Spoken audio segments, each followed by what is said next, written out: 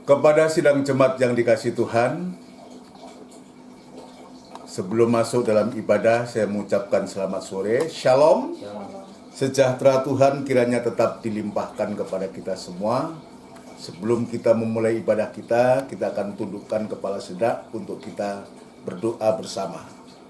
Bapa yang bertahta dalam kerajaan surga, dalam nama Tuhan Yesus Kristus kami bersyukur, kami berterima kasih Tuhan, Engkau begitu baik, dan Engkau sudah menghimpunkan kepada kami semua seberapa kami yang ada, untuk kami bisa beribadah kepadamu, berbuat bakti kepadamu, dan itu sebabnya kami menyerahkan hidup kami, tubuh, jiwa, dan roh kami, terutama hati kami, ke tangan-Mu, untuk kami boleh mengagungkan serta memuliakan nama-Mu. Itu sebabnya Tuhan, hadirlah di tengah-tengah ibadah kami, dan memberkati ibadah ini dari awal sampai pada selesainya.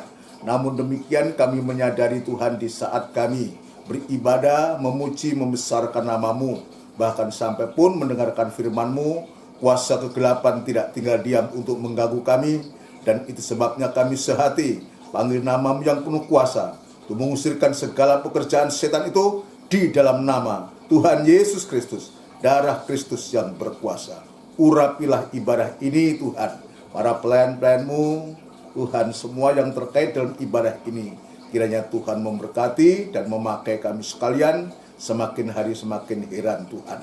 Terima kasih, kami sambut ibadah ini di dalam nama Tuhan Yesus Kristus. Haleluya. Amin. Puji Tuhan, kita akan melakukan pujian dalam buku NR, saudara sekalian. Sebelum kita masuk dalam firman Allah, NR 309, hanya Yesus jawaban.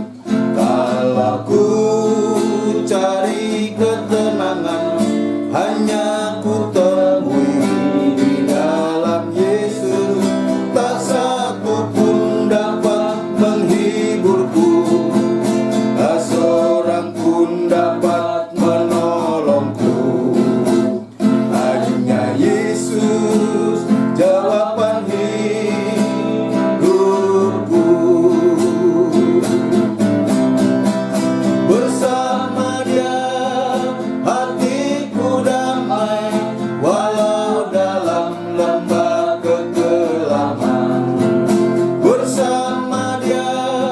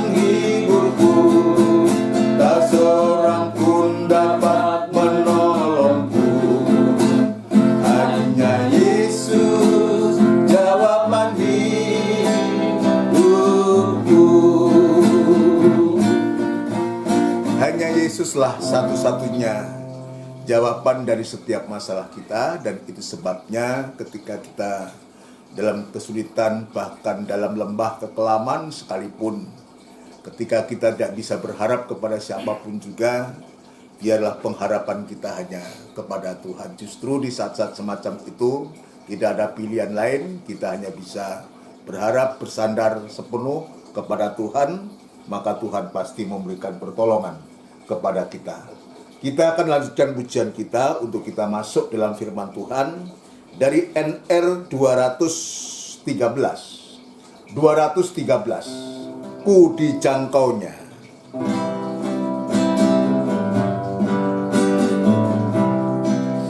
Haleluya. Ketika aku dalam kesesakan,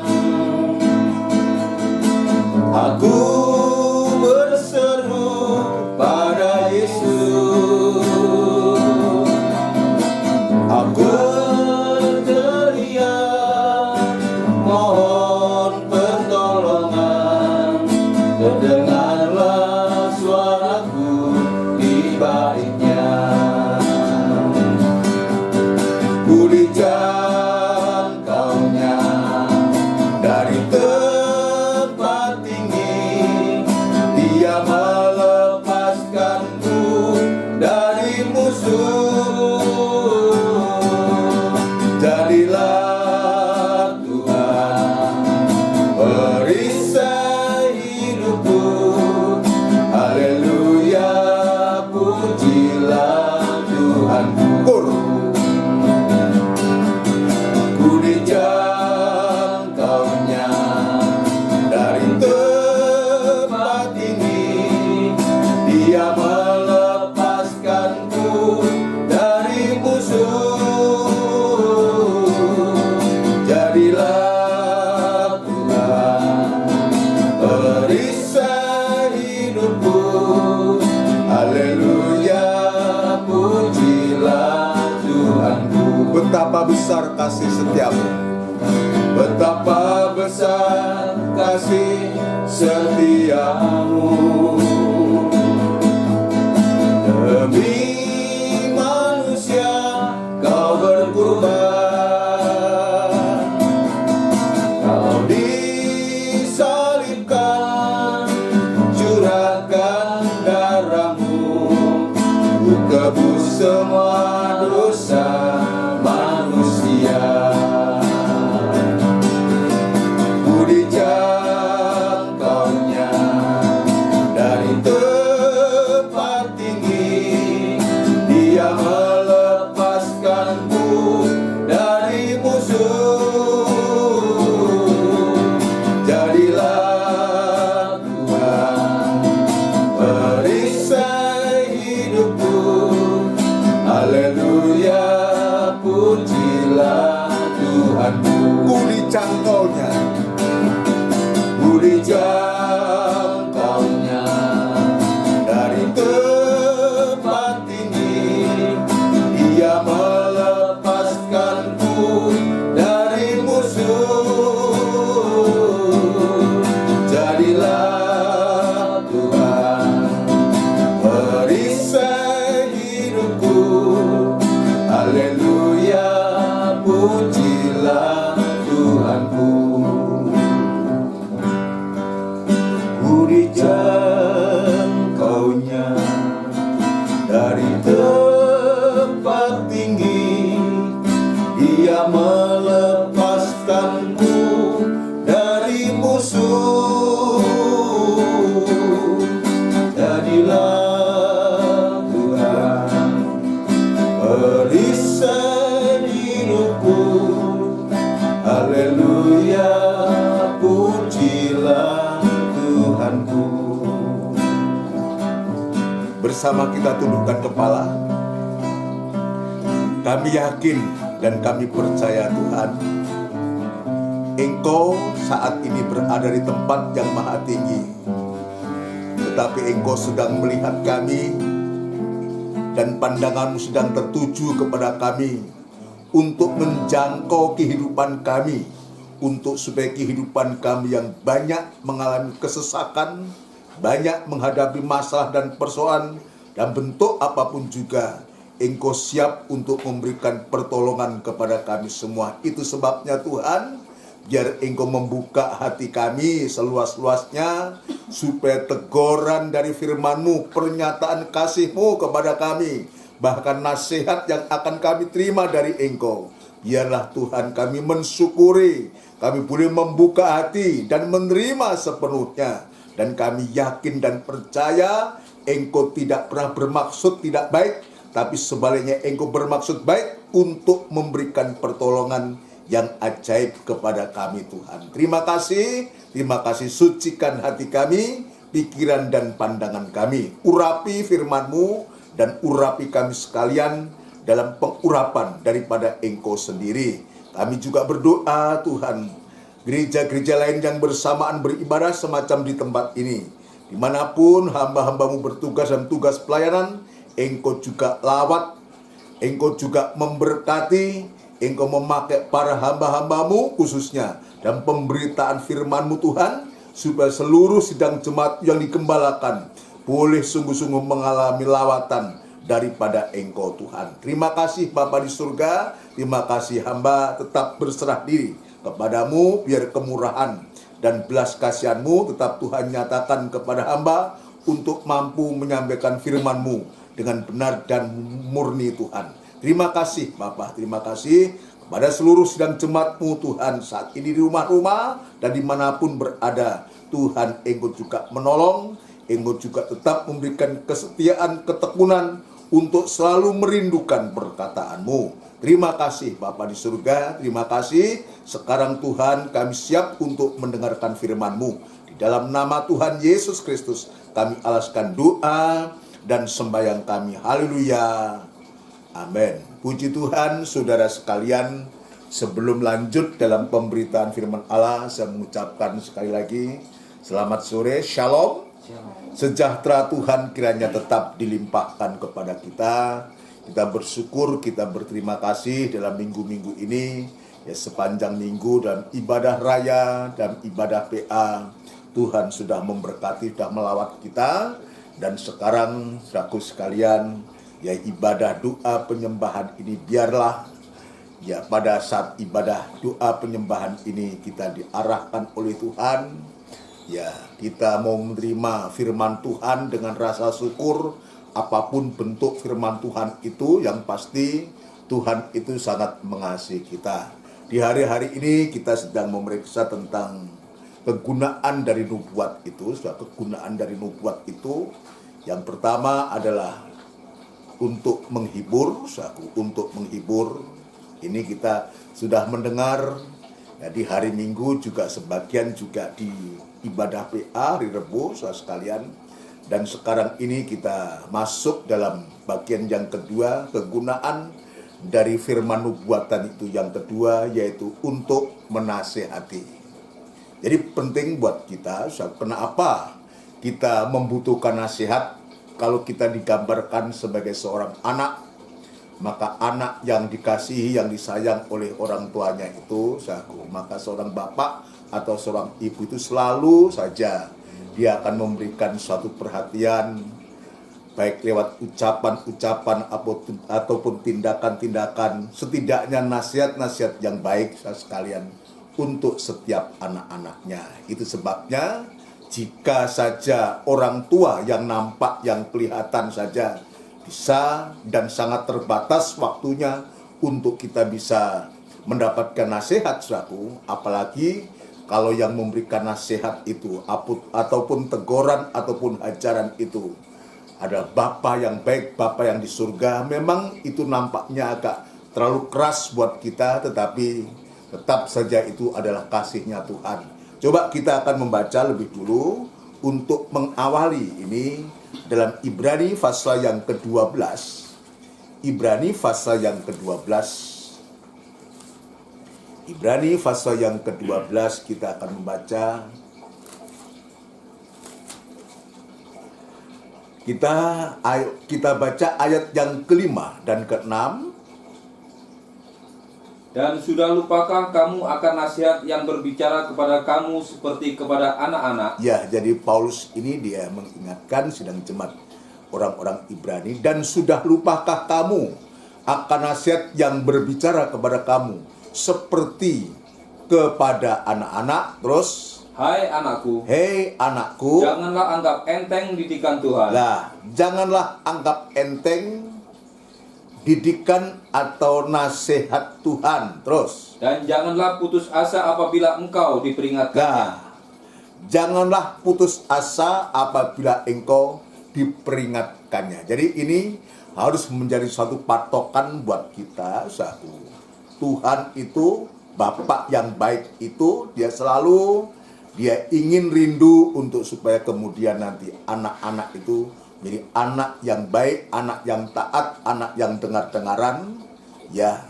Dan jangan putus asa apabila engkau diperingatkannya. Terus, Karena Tuhan menghajar orang yang dikasihinya. karena Tuhan menghajar atau menyambut atau mendidik orang yang dikasihinya. Kenapa kita mendapatkan ajaran? Kenapa kita kadang harus dicambuk, mengalami cambuk, mengalami pukulan-pukulan itu, saudaraku? Seringkali di sini kita salah paham. Ya, cambuk itu dalam bentuk yang bermacam-macam. Ya, banyak macam cambuk itu, saudara sekalian. Tadi saya mengatakan seringkali di sini kita salah paham terhadap Tuhan. Kita selalu menganggap kok Tuhan itu seperti itu. Terhadap saya kok nggak begini, nggak begitu. Jadi kita kadang-kadang kita ini nuturi Tuhan. Ya, seolah-olah kita ini mendikte Tuhan. Padahal ayat jelas mengatakan karena Tuhan menghajar atau menyambut orang yang dikasihinya. Kenapa dia dihajar? Kenapa dicambuk? Karena dia sayang. Karena dia orang tua. Dan kalau kita anak sebagai anak dicambuk, bukan orang lain yang mencambuk, tapi ayahnya, karena ayahnya itu sayang terhadap anaknya. Dan seterusnya kita loncat ayat yang ke-10, Mas. Sebab mereka mendidik kita dalam waktu yang pendek sesuai dengan apa yang mereka anggap baik. Itu yang dimaksud mereka ini adalah orang tua jasmani. Orang tua jasmani itu terbatas. Ya, sebab mereka mendidik kita dalam waktu yang pendek sesuai dengan apa yang mereka anggap baik. Ini orang tua jasmani mendidik kita, ya, dalam waktu yang pendek sesuai apa yang mereka anggap baik, Tetapi dia menghajar kita Ya, untuk perhatikan. kebaikan kita. tetapi D-nya besar atau kecil itu? Besar. Tetapi dia, itu Tuhan, menghajar kita atau Bapak menghajar kita untuk kebaikan kita. Terus, Supaya kita beroleh bagian dalam kekudusan. supaya kita beroleh bagian dalam kekudusannya. Terus, Memang tiap-tiap ganjaran pada waktu ia diberikan tidak mendatangkan sukacita. nah, kan kita kan kadang jerit-jerit, nangis-nangis, ya kalau kita disamblek, suatu ya. Ya kalau di kampung disambleki, dipukul, ya, dicambuk, suatu ya. Ya, itu memang tidak mengenakkan buat kita kok. Bapak kok seperti itu, ibu kok seperti itu, kok. Kita tidak mengerti bahasanya orang tua terhadap anaknya. Ya, sepanjang dia mendidik, ya dia memukul atau mencambuk itu dalam hal mendidik, saku, nggak ada masalah. Kita lihat, memang tiap-tiap ganjaran pada waktu ia diberikan tidak mendatangkan sukacita. Kita bisa dongkol, kita bisa jengkel, kita bisa tidak terima sesaat itu, saku. Sama, kalau Tuhan izinkan kita mengalami cambuk dengan berbagai macam masalah-masalah yang bisa terjadi menimpa kita, itu tidak mengenakan, nggak menyenangkan. Ini pun kalau kita tidak hati-hati, kita bisa menyalahkan Tuhan. Kok seolah Tuhan tuh nggak adil terhadap aku begini. Ya, coba diulang ya 11. Memang tiap-tiap ganjaran pada waktu ia diberikan tidak mendatangkan sukacita, Tetapi duka cita. duka cita, menyakitkan. rasa gelo, ya apa begitu, saudara. Tapi kita lihat di balik dari itu terus. Tetapi kemudian ia menghasilkan buah kebenaran. Nah, setelah kita dicambuk tidak mendatangkan sukacita tapi dukacita, saudaraku. Tapi setelah kita menyadari, saudaraku, setelah kita mungkin merenungkan kenapa cambuk itu harus terjadi, kenapa kesulitan-kesulitan masalah silih berganti terus terjadi pada kita, dan kita merenungkan dan sampai pada akhirnya kita menemukan sesuatu, tetapi kemudian ia menghasilkan buah kebenaran terus yang memberikan damai kepada mereka yang dilatih oleh. Nah, menghasilkan buah kebenaran yang memberikan damai kepada mereka yang dilatih olehnya. Jadi kalau kita melihat dari ayat ini, ternyata hajaran itu, cambuk itu merupakan suatu latihan kepada kita. Dan itu sebabnya sekarang kita belajar, saudaraku, ketika kekurangan kesalahan kita dinyatakan, mungkin melalui cambuk, melalui apapun juga, saudaraku, jangan kita cepat-cepat salah dalam kita berprasangka, saudaraku.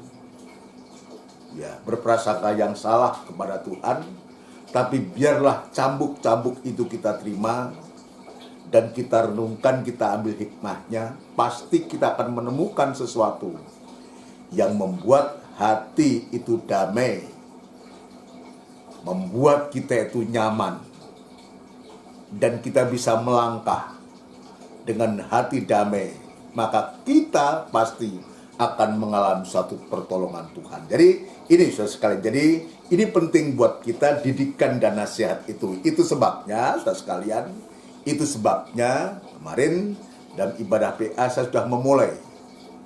Ya, yang kedua adalah menasihati. Jadi firman nubuatan ini, firman pengajaran ini ya berguna juga untuk menasihati. Ada 3 perkara atau 3 hal ya dalam firman pengajaran ini. Firman pengajaran ini berisi, kemarin saya menunjukkan berisi 3 hal. Ya, atau dibaca lebih dulu, Mas. Dalam 2 Timotius pasal yang keempat, sekalian, ayat yang kedua. 2 Timotius pasal yang keempat, ayat yang kedua. Beritakanlah firman. Ya. Siap sedialah baik atau tidak baik waktunya. Jadi ini nasihat atau bagikan perintah dari Rasul Paulus kepada Timotius. Beritakanlah firman. Siap sedialah baik atau tidak baik waktunya. Nah, sekarang saya akan menunjukkan ya isi dari firman pengajaran ini. Terus, nyatakanlah apa yang salah. ini yang pertama. Jadi isi dari firman pengajaran ini ada 3. Yang pertama adalah nyatakan apa yang salah atau menyatakan dosa. Terus tegurlah, itu yang kedua. Dan nasihatilah dengan segala kesabaran dan pengajaran. Dan yang ketiga, nasihatilah dengan segala kesabaran dan pengajaran. Jadi kalau saya dari ayat ini, kalau saya berangkat, saudaraku, maka kita akan menemukan bahwa firman pengajaran ini kita bisa melihat ya berisi 3 hal. Atau firman nubuatan ini, firman pengajaran yang tajam dan lebih tajam dari pedang bermata 2 manapun juga ini, berisi 3 hal. Yaitu kemarin sedikit sudah menyinggung, yang pertama adalah menyatakan yang salah atau menyatakan dosa. Maksudnya apa? Kok dosa harus dinyatakan? Yang salah harus dinyatakan, saudaraku, supaya kita bisa mengaku dosa. Itu tujuannya. Kenapa tadi saya mengatakan dosa atau kesalahan itu harus dinyatakan kepada kita? Kemarin saya memberikan contoh bagaimana Raja Daud ini, dan perbuatan yang jahat ini, maka Tuhan pakai Nathan untuk menegur, untuk menyatakan kesalahannya. Tapi juga sekaligus juga memberikan satu solusi, memberikan nasihat kepada Daud, yang membuat Daud ini dia menjadi sadar dan dia mengaku kepada Tuhan. Jadi menyatakan dosa atau menyatakan kesalahan ini tujuannya supaya kita bisa mengaku dosa. Kalau kita mengaku dosa, kemarin saya mengatakan Allah itu setia dan adil, dia mengampuni dan menyucikan. Dengan kata lain, kita tidak dalam hukuman.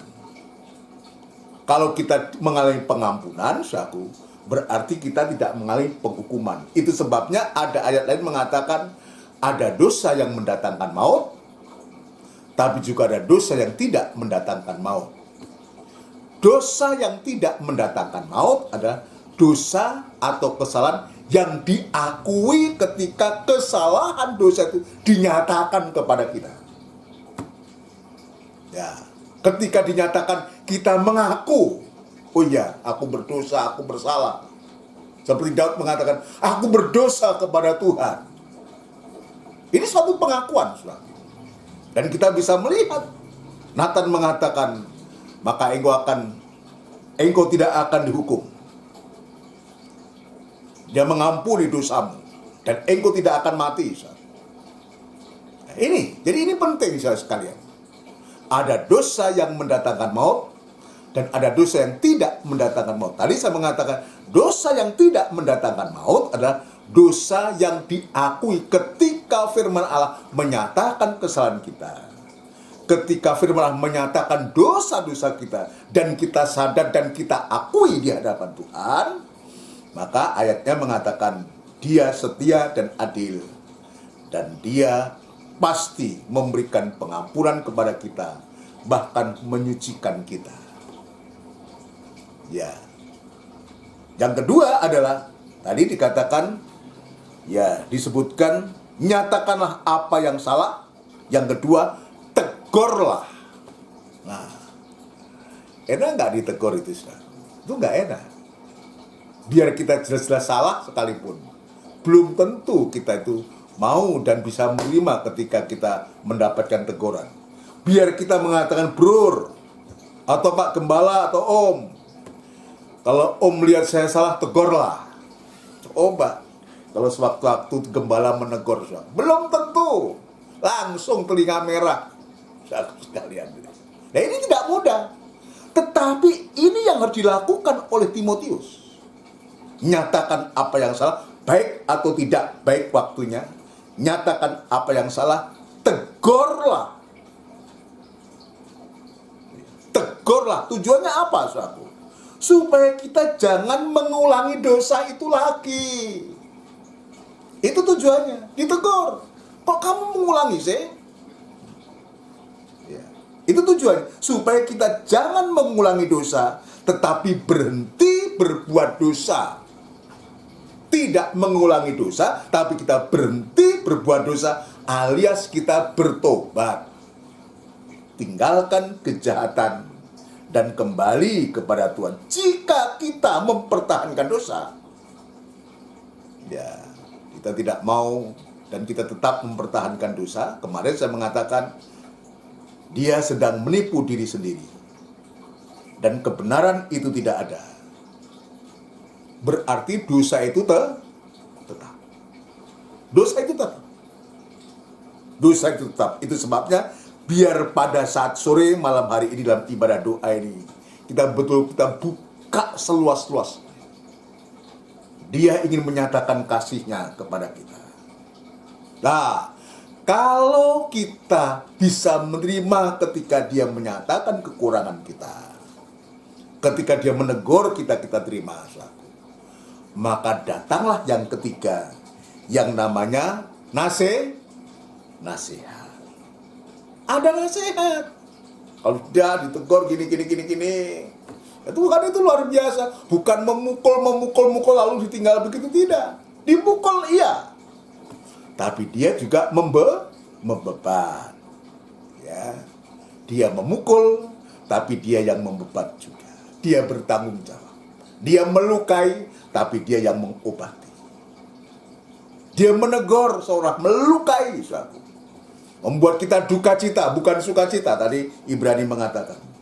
Tapi justru dibalik dari itu, ada damai. Kenapa? Sebab ada nasihat untuk kita. Ada nasihat untuk memberikan kita kesejukan. Seperti seorang bapak itu tadi, awal saya mengatakan, yang mendidik anak-anaknya, serta dia menasihati. Coba, Efesus pasal yang ke-6, ayat yang keempat. Efesus pasal yang ke-6, ayat yang keempat. Efesus pasal yang ke-6,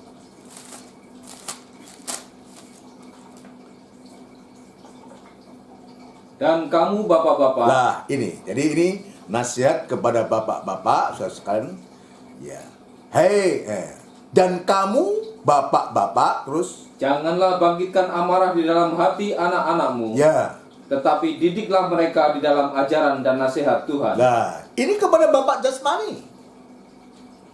Ada nasihat ketika dia harus diperhadapkan dengan anak-anaknya. Tetap didiklah mereka di dalam ajaran dan nasihat Tuhan. Saudara sekalian, dalam 2 Timotius tadi dikatakan, saudara sekalian, nasihatilah dengan segala kesabaran dan pengajaran. Seperti seorang ayah yang sedang mendidik dan menasihati anaknya. Apalagi Tuhan. Tuhan terhadap kita itu selalu menggunakan panjang sabarnya, kasihnya yang begitu lembut kepada kita. Untuk supaya apa? Untuk supaya kita bisa tertolong, saudara sekalian. Kita bisa tertolong. Ya, coba dalam 1 Tesalonika 1 Tesalonika 5 ayat yang ke-11. Ya. 1 Tesalonika 5 ayat yang ke-11. Karena itu, Ya. nasihatilah seorang akan yang lain, Ya. dan saling membangunlah kamu seperti yang memang kamu lakukan. Nah, ini kalau ini terjadi pada jemaat, ini kepada jemaat di Tesalonika, saudara. Paulus dia mengatakan, karena itu nasihatilah seorang akan yang lain dan saling membangunlah kamu seperti yang memang kamu lakukan. Bukan hanya kepada orang tua kepada anak yang Tuhan lakukan. Yang Tuhan lakukan juga kepada sidang jemaat. Untuk supaya ada nasihat dari seorang gembala, bahkan lebih luas lagi, karena itu nasihatilah seorang akan yang lain. Saudara sekalian, saling menasihati. Ini luar biasa kalau ini ada dalam jemaat, saudaraku. Maka jemaat itu tidak perlu terjadi hal-hal yang tidak perlu. Kalau ada saling menasihati, saling mendorong, saling mengingatkan, saudaraku, ini luar biasa, indah sekali. Tetapi khusus untuk jemaat, dengan apa yang Tuhan tekankan lewat Paulus kepada Timotius ini, di samping dia harus menyatakan dosa, kesalahan dalam jemaat, saudaraku, tapi tidak cukup dengan itu. Tadi saya mengatakan tidak hanya untuk dipukul dan dipukul, tapi juga datang nasihat. Nasihat itu bukan dengan emosi. Ayat mengatakan, nasihatilah dengan segala kesabaran dan pengajaran. Isi daripada nasihat itu tidak boleh keluar dari firman Tuhan. Harus tetap bersumber dari firman Tuhan. Bersumber dari firman Tuhan. Kalau kemarin saya menunjukkan contoh dalam perjanjian lama, itu adalah Daud, saudara. Sekarang saya ingin menunjukkan contoh dalam perjanjian baru, saudara, kepada yaitu salah satu dari jemaat di Asia Kecil. Tuhan juga menegur dengan keras. Ya, dia juga menyatakan keadaan jemaat itu, saudara. Tapi Tuhan juga memberikan nasihat, memberikan solusi. Memberikan solusi. Ya, yaitu kepada jemaat di Laodikia. Bagaimana Laodikia ini begitu luar biasa, begitu sombongnya, segitu tinggi hatinya. Tapi Tuhan tunjukkan kekurangannya. Kamu tidak tahu bahwa kamu malang, miskin, buta, dan telanjang. Tapi begitu dia menyatakan kekurangan, kesalahan dari jemaat Laodikia ini, tapi Tuhan juga memberikan solusi, memberikan satu nasihat.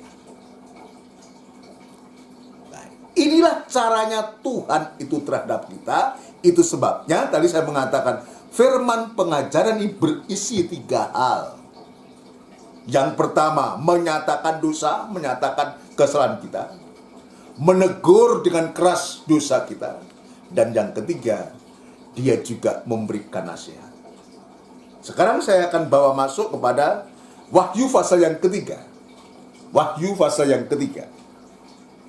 Wahyu pasal yang ketiga, bagaimana Tuhan itu menyatakan, yang menyatakan kasihnya sesungguhnya kepada sidang jemaat Laodikia ini. Jadi dari 7 jemaat di Asia Kecil ini, sidang jemaat Laodikia paling luar biasa bobroknya. Tapi bagaimana Tuhan itu mengangkat setinggi-tingginya jemaat ini. Ya, coba mulai dibaca ayat yang ke-15, Mas. Atau lebih baik ayat yang ke-14. Kepada jemaat di Laodikia. Ya. Dan tuliskanlah kepada malaikat jemaat di Laodikia. Ya. Inilah firman dari Amin, saksi yang setia dan benar, Ya. permulaan dari ciptaan Allah. Jadi ini Tuhan tampil sebagai saksi yang setia dan benar, permulaan dari ciptaan Allah. Pribadi yang kekal itu dia tampil, Dan ayat 15 kita lihat. Aku tahu segala pekerjaanmu. Nah, kita lihat. Jadi Tuhan itu nggak bisa ditipu. Tuhan Maha Tahu, dia tahu pekerjaan kita, kegiatan kita, apa yang sedang kita kerjakan ini, saudara. Tapi kita bisa melihat, Tuhan tuh karena dia sayang kepada Laodikia ini. Aku tahu segala pekerjaanmu. Engkau tidak dingin dan tidak panas. Engkau tidak dingin dan tidak panas. Alangkah baiknya jika engkau dingin atau panas. Nah, Tuhan menghendaki dingin atau panas. Dia tidak menghendaki suam-suam kuku terus. Jadi karena engkau suam-suam kuku, Nah, tidak dingin, tidak panas, ini Tuhan dia suka, terus. dan tidak dingin atau panas, Ya. aku akan memuntahkan engkau dari mulutku. Nah, ini kan pernyataan, bahkan ini ancaman, bukan hanya bukan sekedar hanya menyatakan kesalahannya, bukan hanya menegur, ini sudah mengancam kalau kamu dan tidak dingin dan tidak panas, aku akan memuntahkan engkau dari mulut. Kenapa sampai Tuhan mengatakan, aku akan memuntahkan engkau dari mulutku? Karena Tuhan tidak ingin suam-suam kuku itu terjadi, ada dalam sidang jemaat. Yang dia mau dingin atau panas. Saya sudah banyak menjelaskan dalam studi 7 jemaat di Asia Kecil ini, saudaraku. Saya tidak akan, kita teruskan aja, Mas, ayat 16. Karena engkau berkata, jadi karena engkau, ayat 17 ya. Karena engkau berkata, ya, karena engkau berkata. Sudah keadaannya seperti itu, saudara sekalian. Nah, Tuhan lihat, bahkan Tuhan ancam, saudaraku, aku akan memuntahkan engkau dari mulutku. Tetapi jemaat ini masih bersombong ria. Ya, karena engkau berkata, aku kaya. Kita lihat sombongnya ini. Aku kaya. Dan aku telah memperkayakan diriku. Dan aku telah memperkayakan diriku. Dan aku tidak kekurangan apa-apa. Nah, kita lihat. Dia merasa tidak kekurangan apa-apa. Artinya apa? Dia tidak butuh Tuhan. Ini. Dia kaya. Aku telah memperkayakan diriku. Dan aku tidak kekurangan apa-apa. Artinya dia tidak membutuhkan Tuhan. Ini kan luar biasa, saudara. Kesombongan dari manusia dalam sidang jemaat Laodikia ini. Dia tidak membutuhkan Tuhan. Ini nanti akan dibuktikan. Ketika Tuhan mengetuk pintu, tidak ada yang membukakan. Tidak ada yang membukakan. Dia ada di belakang pintu. Tidak ada yang membukakan pintu. Pada dia mau masuk, mau bersekutu, tapi tidak ada. Karena apa? Merasa Laodikia tidak butuh Tuhan, tidak ada kekurangan apa-apa. Tapi kita lihat, ketika manusia, jemaat Laodikia ini, kadang-kadang kita juga begitu. Kalau kita sudah diberkati Tuhan, seolah kita nggak butuh Tuhan. Sudah cukup dengan apa yang aku punya ini. Nggak perlu ibadah, nggak perlu pelayanan, nggak perlu Tuhan. Ini seringkali yang terjadi, saudaraku. Tapi Tuhan itu sekalipun Laodikia itu memperlakukan Tuhan semacam itu. Kenapa saya mengatakan memperlakukan? Karena dia berkata, aku kaya, aku telah memperkayakan diriku, dan aku tidak kekurangan apa-apa. Itu artinya dia tidak butuh Tuhan. Dia tidak butuh Tuhan. Tetapi Tuhan itu sekalipun diperlakukan semacam itu, tapi sayangnya Tuhan terhadap Laodikia ini tidak pernah habis. Kasih yang besar itu, kasihnya Allah yang besar kepada Israel itu tidak pernah habis dalam Yesaya itu. Lanjut, Mas. Dan karena engkau tidak tahu. Dan karena engkau tidak tahu. Ini lebih jelas lagi. Dan karena engkau tidak tahu. Bahwa engkau melarat. Kita lihat ketika dia mengatakan, aku kaya, aku telah memperkayakan diriku. Tetapi menurut pemandangan Tuhan, dia katakan bahwa engkau melarat sesungguhnya. Terus? Dan malang. Miskin. Buta dan telanjang. Ini merupakan suatu kengerian yang luar biasa. Ya, banyak orang buta tapi nggak sampai telanjang. Banyak orang malang tapi tidak sampai telanjang. Indah. Ini sudah melarat, malang, miskin, buta, dan telanjang. Coba. Tuhan lihat. Berarti orang yang sangat amat miskin. Sekalipun dia mengatakan aku kaya. Dan telah memperkayakan diri dan tidak kekurangan. Tapi pemandangan Tuhan di pemandangan Tuhan, jemaat Laodikia ini sangat-sangat miskin, sangat bobrok. Tidak ada sebobrok jemaat Laodikia ini. Keadaannya melarat, malang, miskin, buta, dan telanjang. Lengkaplah sudah. Begitu kerasnya teguran ini. Pernyataan kasihnya Tuhan begitu kerasnya kepada jemaat ini. Tetapi Tuhan tetap sayang terhadap jemaat ini. Apa bukti bahwa dia sayang terhadap jemaat ini? Terus.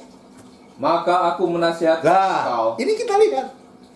Maka ketika dia dinyatakan kesalahannya, dia menegur dengan keras. Sekarang, saudaraku, maka Tuhan bertindak. Maka aku menasihatkan engkau kalau mau. Kan nasihat. Ya, kalau mau dinasihati, syukur. Nggak mau juga nggak rugi yang menasihati. Sama dengan kita. Kadang-kadang kita ini kan jengkel gitu. Kalau nasihat kita ngomong nggak digubris gitu kan jengkel gitu. Apalagi kalau anak yang dengar itu kita ngelewes kayak gitu, anak-anak. Kita merasa tuh. Iya. Tapi Tuhan itu luar biasa. Maka ketika dia tunjukkan keadaan yang sebenarnya jemaat Laodikia ini, maka Tuhan katakan, aku menasihatkan engkau. Artinya apa? Memberikan suatu harapan. Memberikan suatu gairah. Ya. Memberikan suatu hal yang luar biasa untuk supaya jemaat ini tidak menjadi putus asa ketika dia nyatakan kekurangannya. Maka Tuhan memberikan solusi. Maka aku menasihatkan engkau. Terus? Supaya engkau membeli daripadaku emas yang telah dimurnikan dalam api. Ya. Agar engkau menjadi kaya. Jadi ini kita lihat. Jadi kekayaan itu tidak seperti ukuran dari sidang jemaat Laodikia. Maka dalam hal itu Tuhan menunjukkan ini loh kekayaan yang sesungguhnya. Ada nasihat. Nah itu sebabnya ketika Tuhan itu menyatakan teguran, menyatakan kesalahan kita, pasti ada solusi. Tidak mungkin Tuhan itu membiarkan begitu. Tadi saya mengatakan kalau dia melukai, dia pasti mengobati. Pasti dia mengobati. Dia melukai, pasti dia mengobati. Ini dia melukai, seolah-olah melukai, menunjukkan, menegur dengan keras. Luka, duka cita, tidak suka cita. Tapi Tuhan memberikan solusi. Aku menasihatkan engkau supaya engkau membeli daripadaku emas yang telah dimurnikan dalam api, agar engkau menjadi kaya. Ukuran kekayaan itu bukan emas pices brojo, apa itu emas pices atau apa itu? Harta benda yang sifatnya jasmani itu kekayaan, bukan itu. Itu sewaktu-waktu akan habis. Emas sekalipun akan bisa dimakan ngengah, akan habis. Tapi yang dimaksud kekayaan ini bukan yang nampak ini, tapi disarankan untuk membeli daripadaku. Membeli daripadaku, bukan membeli di pasar. Punya ku besar atau kecil itu? Ku besar? Membeli daripadaku emas yang telah dimurnikan dalam api. Apa ini emas yang telah dimurnikan dalam api ini? Itulah iman yang murni, iman yang teruji. Ini kekayaan, ini baru betul-betul kekayaan yang tidak akan pernah akan habisnya, dan itu tersimpan. Dan itu juga nanti yang kita akan bawa kepada Tuhan, iman. Iman yang teruji, iman yang murni itu. Iman yang sudah disertai dengan praktek, dengan perbuatan. Ini yang dimaksudkan. Tuhan memberikan solusi. Aku menasihatkan engkau supaya engkau membeli emas, membeli daripadaku emas yang telah dimurnikan dalam api, agar engkau menjadi kaya. Ada 3 hal yang Tuhan nasihatkan kepada jemaat Laodikia. Yang pertama, emas, membeli daripadaku emas yang telah dimurnikan dalam api, agar engkau kaya. Terus, dan juga pakaian putih, ya, supaya engkau memakainya, agar jangan kelihatan ketelanjanganmu yang memalukan. ya. Dan lagi minyak untuk melumas matamu, Ya. supaya engkau dapat melihat. Kita lihat dari kekurangan-kekurangan yang dia tunjukkan, yang disebutkan melarat, malang, miskin, buta, dan telanjang.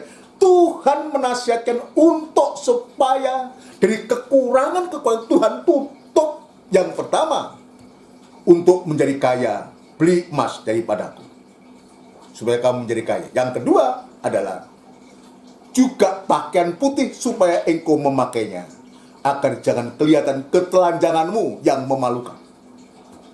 Tuhan berikan pakaian putih ini. Harus membeli pakaian putih ini. Ya, pakaian kehidupan. Pakaian putih, pakaian pelayanan yang Tuhan ingin berikan kepada kita. Supaya apa? Supaya kita tidak memalukan, tapi kita mempermuliakan Tuhan. Tidak memilukan Tuhan, tapi mempermuliakan Tuhan dengan pakaian putih yang kita beli dari Tuhan. Ini nasihat, saudaraku, kepada kita semua.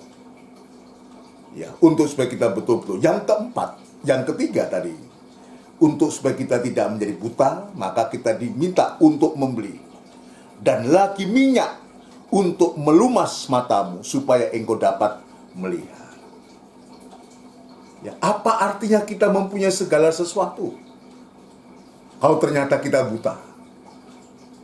Apakah ada artinya harta yang banyak itu?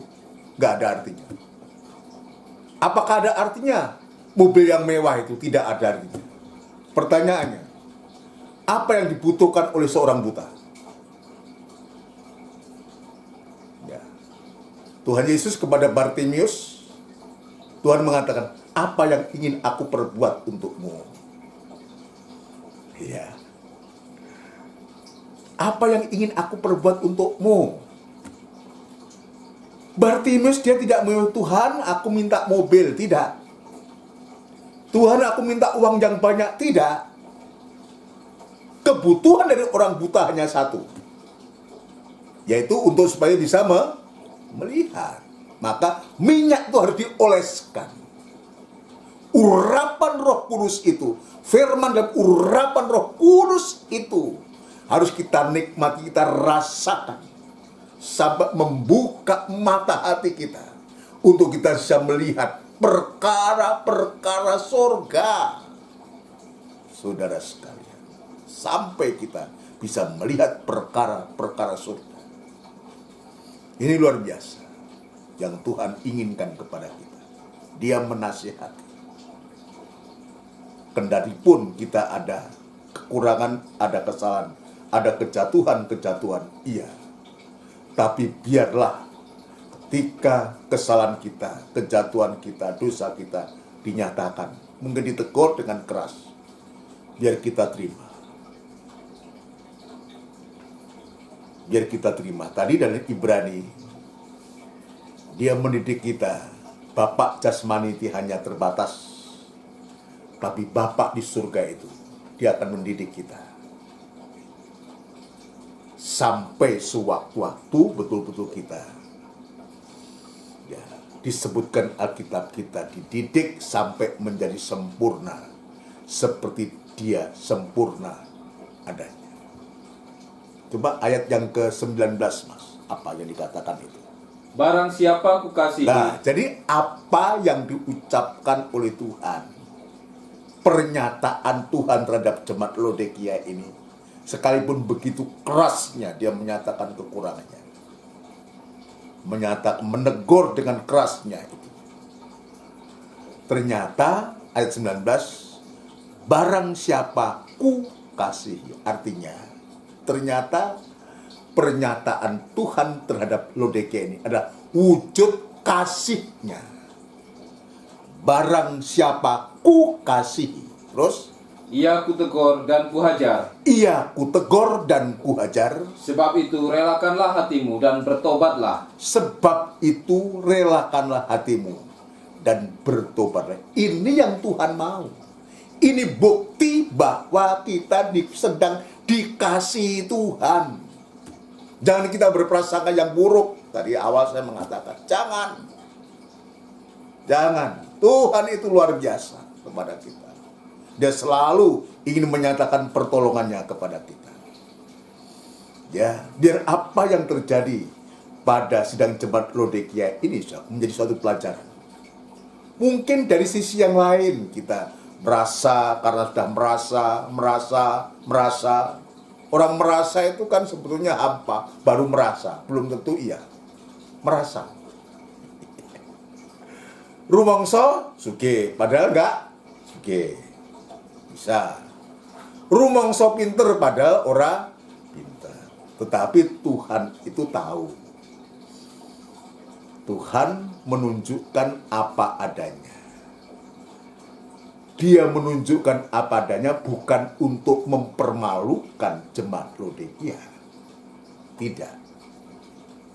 Justru itulah wujud kasihnya. Barang siapa ku kasihi, ia kutegur dan kuhajar. Ibrani, anak yang dikasihi, dia juga akan mendapatnya tuh teguran atau hajaran. Bukti kasihnya itu. Tapi tidak berhenti sampai di situ. Tuhan juga memberikan solusi yang sangat baik. Ada nasihat. Ini loh yang benar. Kamu harus seperti ini. Kekayaan itu jangan hanya kamu ukur dengan apa yang nampak. Kekayaan yang benar itulah iman yang teruji. Iman yang disertai dengan perbuatan. Ya, pakaian Tuhan juga tunjukkan. Pakaian pelayanan ini Tuhan tunjukkan kepada kita. Sampai suatu pakaian pelayanan ini akan Tuhan ganti, Tuhan rubah. Jadi pakaian linen halus yang berkilo-kiloan. Pakaian mempelai wanita Tuhan. Untuk kita bisa menghadap kepada Tuhan ketika dia datang yang kedua kali. Sebagai mempelai pria surga. Untuk kita bisa bersanding. Saudara sekalian, sampai mata kita yang buta ini dibuka oleh Tuhan. Tidak ada yang lebih indah daripada melebihi mata ini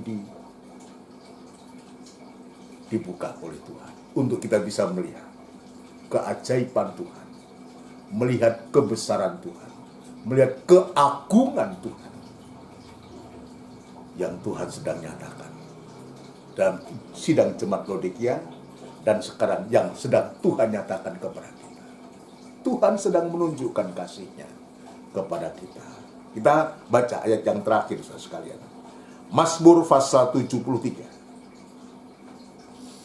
Mazmur pasal 73.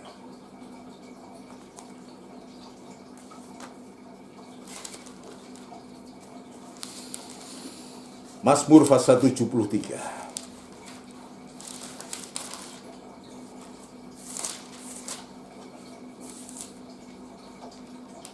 Ayat yang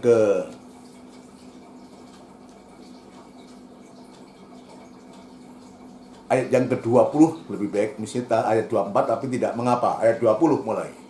Seperti mimpi pada waktu terbangun, ya Tuhan. Ya.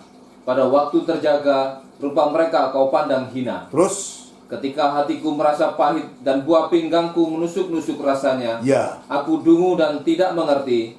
Seperti hewan aku di dekatmu. Terus. Tetapi aku tetap di dekatmu. Nah, kita lihat. Tetapi sekalipun dia merasa semacam itu, ya, aku dungu dan tidak mengerti.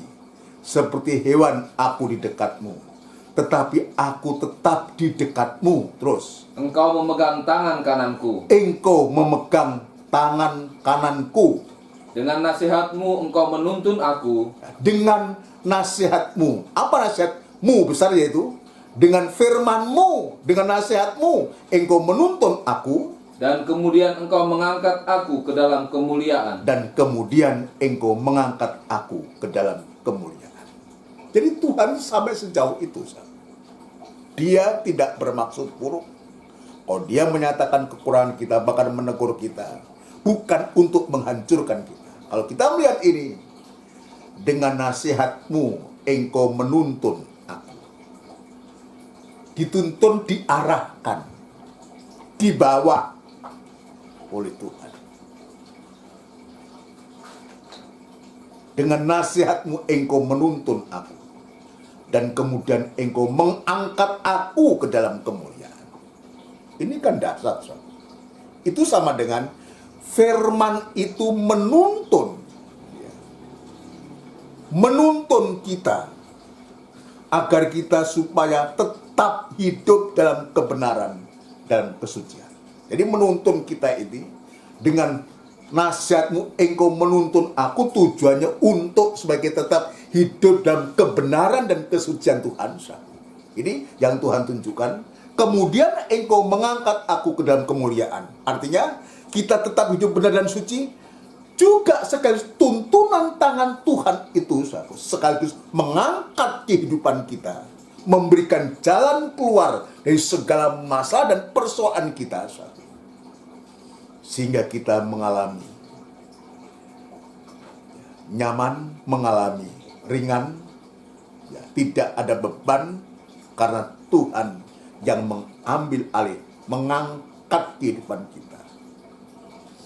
Untuk supaya beban kita yang tadi kita pikul begitu beratnya, rasa tidak mampu, rasa tidak berdaya, maka Tuhan yang mengambil alih, Tuhan yang menyelesaikan masalah dan persoalan kita.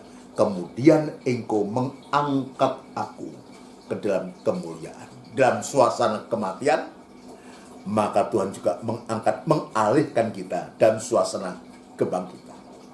Percayalah, saudara sekalian, segala sesuatu pasti indah pada waktunya.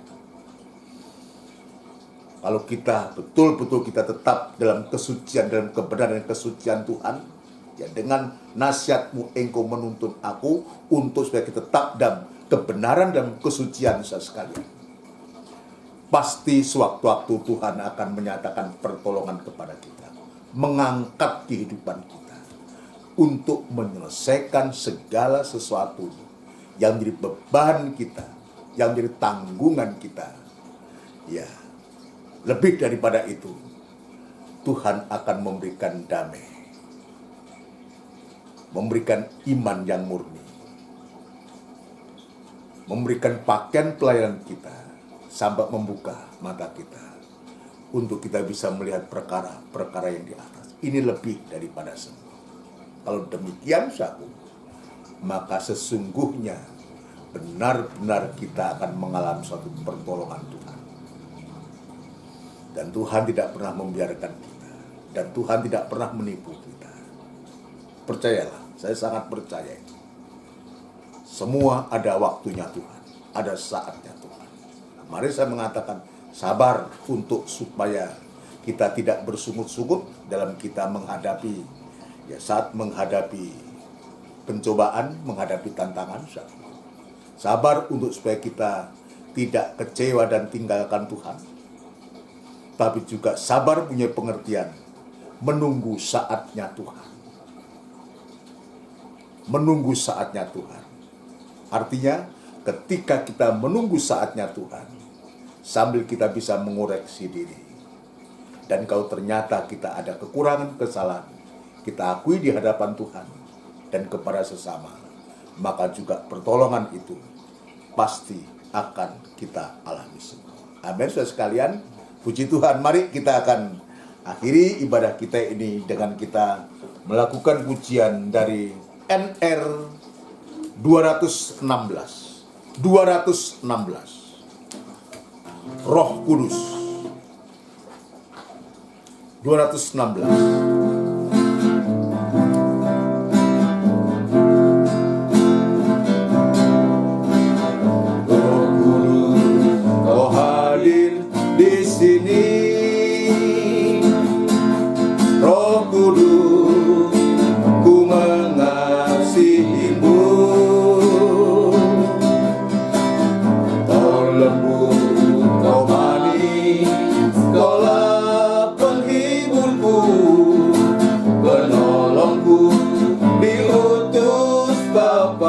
Dari atas. Roh Kudus, Kau hadir di sini. Haleluya. Roh Kudus, Ku mengasihi-Mu. Kau lembut, Kau manis, Kaulah penghiburku, penolongku, diutus Bapakku. Ku buka hati untuk Roh-Mu Tuhan. Ku buka hati menyembah-Mu Yesus. Jamahlah kami, penuhi kami dengan kuasa Allah Maha Tinggi. Ku buka hati untuk Roh-Mu Tuhan. Ku buka hati menyembah-Mu Yesus. Jamahlah kami, penuhi kami dengan kuasa Allah Maha Tinggi. Dari atas. Roh Kudus, Kau hadir di sini. Biar kita undang Roh Kudus hadir.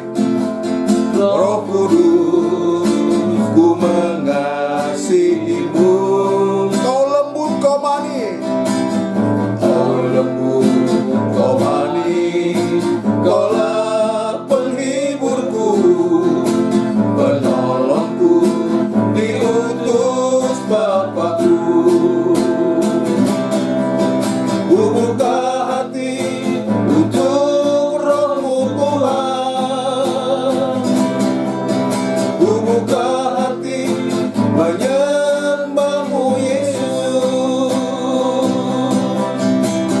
Jamahlah kami, penuhi kami dengan kuasa Allah Maha Tinggi.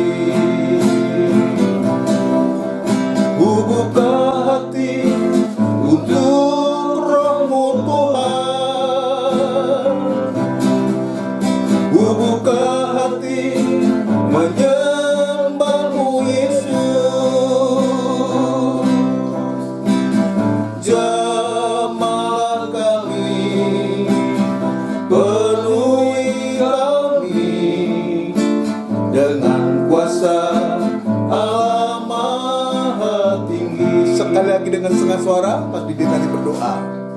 Ku buka hati untuk Roh-Mu Tuhan. Ku buka hati menyembah-Mu Yesus. Jamahlah kami, penuhi kami dengan kuasa Allah Maha Tinggi. Jamahlah kami,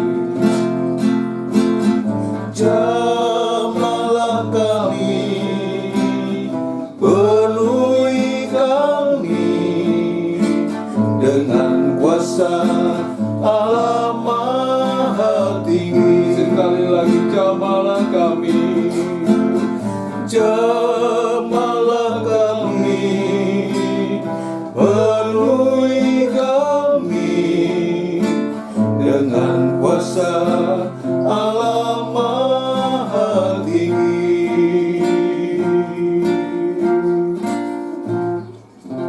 Terima kasih. Itulah yang menjadi kerinduan Haleluya, haleluya. Kami merindukan jamaah. Amin, amin, amin, amin. Kami merindukan itu. Haleluya, haleluya, haleluya. Tapi sering kali Tuhan, Haleluya. jika firman itu datang Tuhan, Haleluya. melalui teguran-teguran, Haleluya. kami tidak bisa terima. Haleluya, benar Tuhan.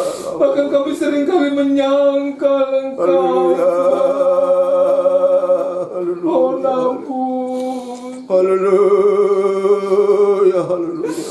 Seringkali hati ini terasa sakit jika Engkau Haleluya. tetap dengan firman Tuhan.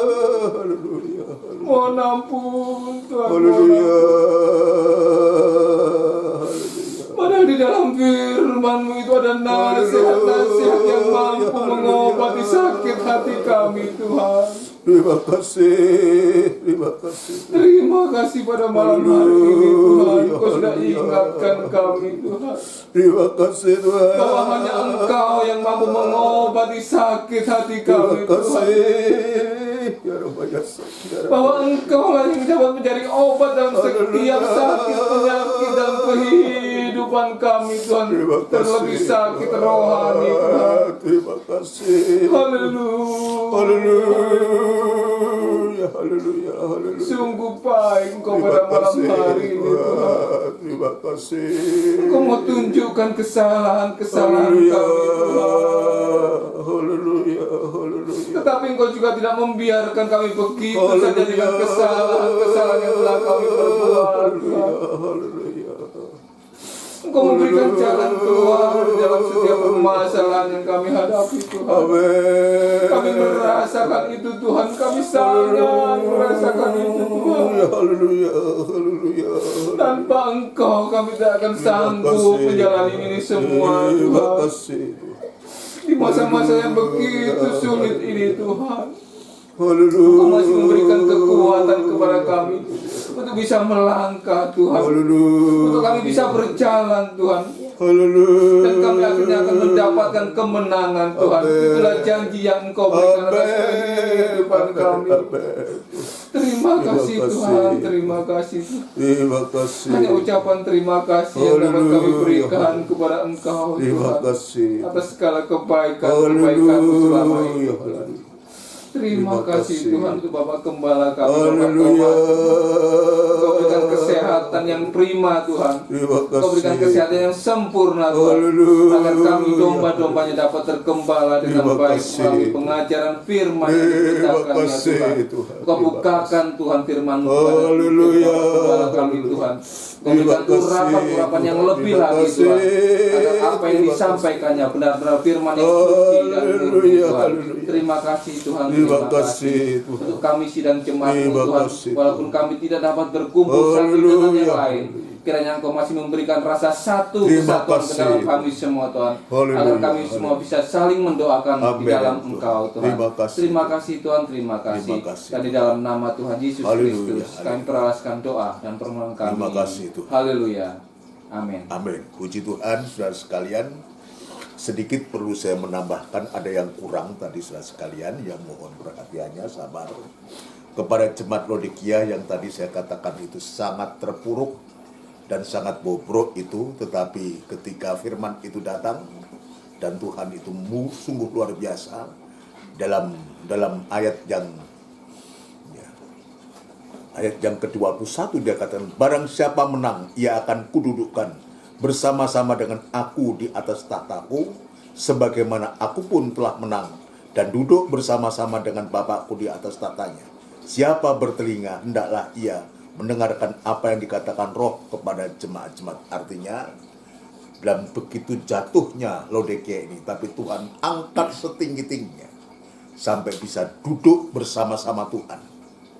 Buat kita semua ini suatu kebahagiaan.